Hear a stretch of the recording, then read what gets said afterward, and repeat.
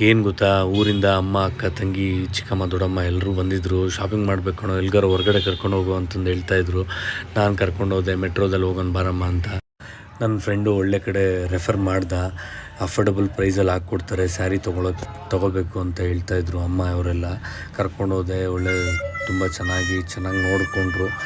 Finally ಹೆಣ್ಮಕ್ಳ ಜೊತೆ ಹೋಗೋದು ಅಂದರೆ ಗೊತ್ತಲ್ವ, ತುಂಬ ಕಷ್ಟ ರೀ ಯಪ್ಪ. ಯಾರಿಗೆ ಬೇಕು ರೀ ಅನ್ನೋ ಥರ ಆಗೈತಿ. ಯಾರಿಗೆ ಹೆಣ್ಮಕ್ಳು ಕರ್ಕೊಂಡು ಶಾಪಿಂಗೆಲ್ಲ ಹೋಗಬೇಡಿ. ಯಾಕೆಂದರೆ ಅವ್ರಿಗೆ ಯಾವ್ದು ಬೇಕೋ ಅದನ್ನೇ ಇಷ್ಟ ಆಗಲಿ ಅಂತ ಕಾಸು ಕೊಟ್ಬಿಡಿ. ತುಂಬ ವೆಯ್ಟ್ ಮಾಡಬೇಕ್ರಿ, ತುಂಬ ಪೇಷನ್ಸ್ ಬೇಕು. ಎಷ್ಟು ಅವರ್ ತೊಗೊತಾರೆ ಹೇಳಿ. ನೋಡಿ ಎಷ್ಟು ಸ್ಯಾರೀಸ್ ಎಲ್ಲ ಕಾಣ್ತಾ ಇದೆ, ಆದರೂ ಇನ್ನೂ ಶಾಪಿಂಗ್ ಮಾಡೋದು ಅವ್ರದ್ದು ಮುಗ್ದಿಲ್ಲ. ಫೈನಲಿ ತೊಗೊಂಡ್ರು, ಅಫೋರ್ಡಬಲ್ ಪ್ರೈಸಲ್ಲಿ ಚೆನ್ನಾಗಿ ಹಾಕ್ಕೊಟ್ರು. ತುಂಬ ಖುಷಿ ಆಯಿತು. ನಿಮ್ಗೆ ನಂಬರ್ ಬೇಕಂದರೆ ಬೈದಲ್ಲಿ ಹಾಕಿರ್ತೀನಿ. ಹೆಣ್ಮಕ್ಳ ಜೊತೆ ಸ್ಯಾರಿ ತೊಗೊಳಕ್ಕೆ ಬಂದುಬಿಟ್ರೆ 3 ದಿನ ಆದರೂ ಇಲ್ಲೇ ಇರಬೇಕಾಯ್ತದೆ.